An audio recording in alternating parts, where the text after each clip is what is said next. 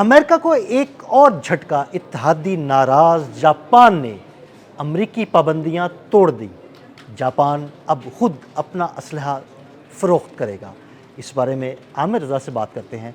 आमिर भाई, एक के बाद एक सुबकी, एक के बाद एक शिकस्त, कभी ईरान के हाथों पिटाई होती है, कभी मशरिक़ वस्ता से निकलने की बातें होती हैं, और कभी आबरा हरमुज़ खुलवाने के लिए इत्तेहादियों पे फ़िक्रे कसे जाते हैं कि जनाब आप लोग आए नहीं हैं, आबरा हरमुज़ नहीं खोलेगी।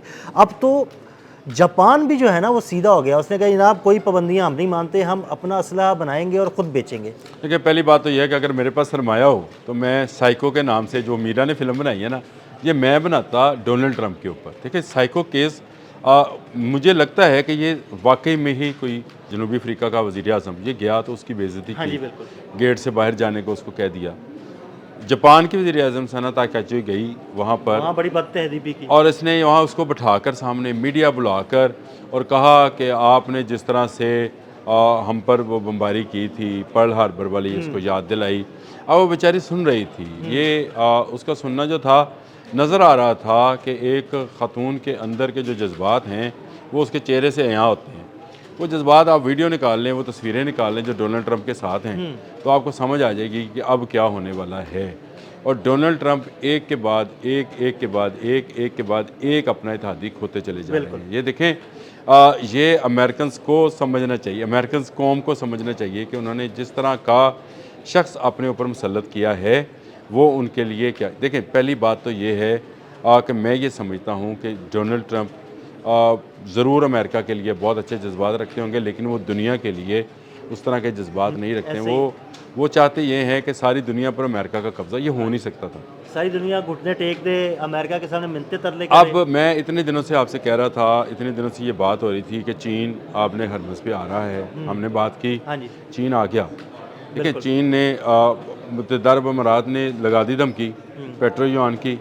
कल शी जिन ने मोहम्मद बिन सलमान को फ़ोन कर लिया। बिल्कुल ऐसे ही। अब ये एक बड़ी डेवलपमेंट है। उसके बाद जापान ने जो कानून पास किया, जिसका आपने शुरू में ज़िक्र किया, एक के बाद एक वाला, ये बिल्कुल सही है। 79 ईयर्स के बाद जापान अपना असला बाहर उस पर दूसरी जंग अज़ीम के बाद से ये पाबंदी आई थी कि वो अपना असला फ़रोख्त नहीं कर सकता। 1945 में। वो जो लीग ऑफ नेशंस बनी थी उसके बाद उन पर यह पाबंदी आयद कर दी गई कि वो असला बेच नहीं सकते हैं, और जो असला वो बनाएंगे, जो उनको अमेरिका जो है लाइसेंस देगा असला बनाने, वो मैं आपको बताता हूँ, इसकी तफसील बताऊँगा मैं आपको। वो अमेरिका को ही वापस भेज सकते हैं। यानी अच्छा। सिर्फ एक मिसाइल का जिक्र कर देता हूँ, पेट्रियट मिसाइल है, वो अगर आप बनाएंगे आप फैक्ट्री लगा लें, लेकिन आप दे सिर्फ अमेरिका को सकते हैं, इसके अलावा नहीं। फिर या अपने तहफ़्फ़ुज़ के लिए आप रख सकते हैं या अमेरिका को दे सकते हैं, इसके अलावा किसी मुल्क को आप बेच नहीं सकते। इसमें एक छोटा सा मेक शिफ्ट आया 1963 के अंदर, जब जापान से कहा गया कि आप सर्वेलेंस आलात जो हैं ये चंद ममालिक को दे सकते हैं, वो ममालिक जो कि दूसरी जंग अज़ीम में बरतानिया के साथ इत्तेहादी थे। यानी उसमें वो इत्तेहादी नहीं थे जैसे तुर्की है या आप समझे कि जर्मनी है, उनको नहीं दे सकते, लेकिन आप सर्वेलेंस के लिए आलात बनाकर दे सकते हैं। और जापान बिलाशुबा जापान ने बहुत लंबे अरसे तक टेक्नोलॉजी की दुनिया पर राज किया है। आमिर भाई, वो अभी भी राज कर रहा है। देखें, वो उसकी दूसरी टेक्नोलॉजी, अगर हम डिफेंस टेक्नोलॉजी की बात ना करें, उसको माइनस कर दें, उसकी ऑटोमोबाइल आप देख लें, उसकी इलेक्ट्रॉनिक्स देख लें, सारी चीज़ें ऐसी हैं कि उसमें टेक्नोलॉजी की दुनिया में उसने एक पूरा बड़ा नाम है उसका। आज हम लाला मूसा में जो चीज़ बनाते हैं उसको कहते हैं जापान दी बनी हाँ है। जी, बिल्कुल। हाँ, made in Japan. Made in Japan. ये वो पाकिस्तान क्लॉथ मार्केट पे मोहरें लगती हैं जापान के कपड़े की। मतलब दुनिया में नाम है, दुनिया में उसकी नाम है टेक्नोलॉजी उसका, का। जापान का नाम है। अच्छा, ये सना ताकाची जो हैं, इन्होंने वापस जाकर अच्छा खासा हंगामा खड़ा किया। उन्होंने पहली बात तो ये की कि हम अमेरिका के दिफा के अब वो इतमाद नहीं रहा। देखिए, ईरान ने ये शैटर्ड किया है। बिल्कुल। उन्होंने कहा कि दूसरी बात यह है कि हमें पैसा कहाँ से आएगा, जबकि सारी जगहों से पैसा जो है पूरी दुनिया में असले से कमाया जाए। देखें, चीन किससे पैसा कमा रहा है ज़्यादातर, वो असले की फ़रोख्त से कमाता है, टेक्नोलॉजी से कमाता है। जापान जो है वो बेचारा इसमें पीछे था। अमेरिका और रशिया जो है वो अपना असला बेचते हाँ हैं जी। और उससे पैसा बनाते हैं। डॉलर्स में असला अरबों खरबों डॉलर तो मुत्तहिदा अरब अमारात वाले ख़रीद रहे हैं, बाकी ममालिक भी इसी तरह से हैं। तो उन्होंने असम्बली में बाकायदा ये कानून पास कर लिया है कि अब वो अपना असला जो है, जिन 17 ममालिक को वो पहले सिर्फ सर्वेलेंस के लिए चीज़ें दिया करते थे, कैमरास वगैरह दिया करते थे, अब उनको मुहलत इख्तियार देंगे। और जो आपने बात की 6th जनरेशन का जहाज़ बना रहा है बरतानिया और इटली के साथ मिलकर जापान। बिल्कुल ऐसे ही है, वो बना रहा है। हाँ जी। इसके अलावा टाइप 12 उसके पास मिसाइल जो है टेक्नोलॉजी मौजूद है, बना रहा है बहरी जहाज़ और आबदोज़ें जापान बना रहा है, बेच नहीं सकता था, बना रहा था। अब वो इस टेक्नोलॉजी को जो है फ़रोख्त करने चला। इसके अलावा उसने एक और जो है टेक्नोलॉजी जो है, जो नई बिल्कुल टेक्नोलॉजी है, वो रेल गन की है। ये रेल गन क्या है? ये एक ऐसी गन है जो गोले को बिजली की तेज़ी के साथ पहुंचाती है, यानी उसको फायर यानी करती इतनी है। तेज़ी से फायर करती है कि उसकी स्पीड इतनी ज़्यादा होती है जैसे कि आप पकड़ नहीं जैसे पाया आप पकड़ा नहीं जा सकता उसको, जैसे आप आसमान से बिजली गिरते हुए आपको चंद साथ के लिए दिखती है, हालांकि वो हज़ारों लाखों मीटर दूर से आती होगी या हज़ारों मीटर से दूर से आती होगी। वो आती है तो आपको ऐसे लगता है जैसे बस पलक झपकते में वो गायब हो गई। ये उसकी नई टेक्नोलॉजी है, रेल गन इसको कहते हैं, और ये टेक्नोलॉजी अब वो बेचने जा रहा है। पहला ख़रीदार उसका ऑस्ट्रेलिया है। मैं आपको भी बता रहा हूँ, और ये इसके बाद दुनिया के बहुत सारे ममालिक को बेची जाएगी। मलेशिया भी इसको ऑफ़र कर रहा है कि उसको ये टेक्नोलॉजी दी जाए। इसके बाद वो इटली और बरतानिया के साथ मिलकर, जो हम अभी तक 5th जनरेशन में फंसे हुए हैं, F-35 की बात करते हैं, F-22 की बात करते हैं, वो 6th जनरेशन पे चला गया है। तो जापान क्योंकि अपनी टेक्नोलॉजी को, दिफाई टेक्नोलॉजी को कहीं बाहर दे नहीं रहा था, अब उसने ये जो कानून साजी की है, ये अमेरिका की बहुत बड़ी शिकस्त। देखें, अमेरिका का प्राइमरी बिजनेस जो है वो असला है। हाँ, और देखें, अगर अमेरिका के मुकाबले में जापान अपना असलहा बेचना शुरू कर दे तो इसका मतलब है कि अमेरिका की असले की खपत, जो बेचने वाले असले की खपत है, वो कम हो जाएगी। देखिए, कम हो, ना सिर्फ कम होगी, लेकिन आप 17 ममालिक देखें ना, 17 ममालिक में अमेरिकन मंडी है असले की, वो उससे निकल जाएगी। अब इन 17 ममालिक में मिडिल ईस्ट भी शामिल है, जहाँ पर वो बेचने की इजाज़त उसको है। उसको देखें, जो अमेरिका के इत्तेहादी थे वहाँ वो अपनी सर्वेलेंस के हालात बेच सकता था, अब वो अपना मुहलक इख्तियार भी बेचेगा। तो अमेरिका की मंडी ख़त्म होती जा रही है असले की। जापान नई मंडियाँ जो है वो तलाश करेगा और अपना असला बेचेगा।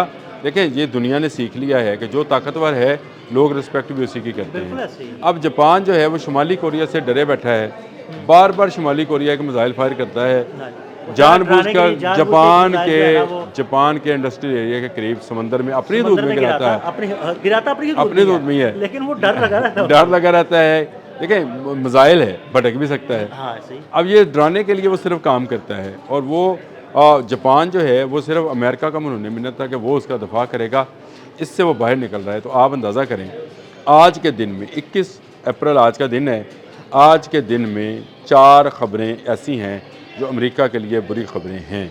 उसको चाहे आप हेडिंग बना लें या जो मर्ज़ी कर लें। पहली, शी जिनका सऊदी अरब को फ़ोन।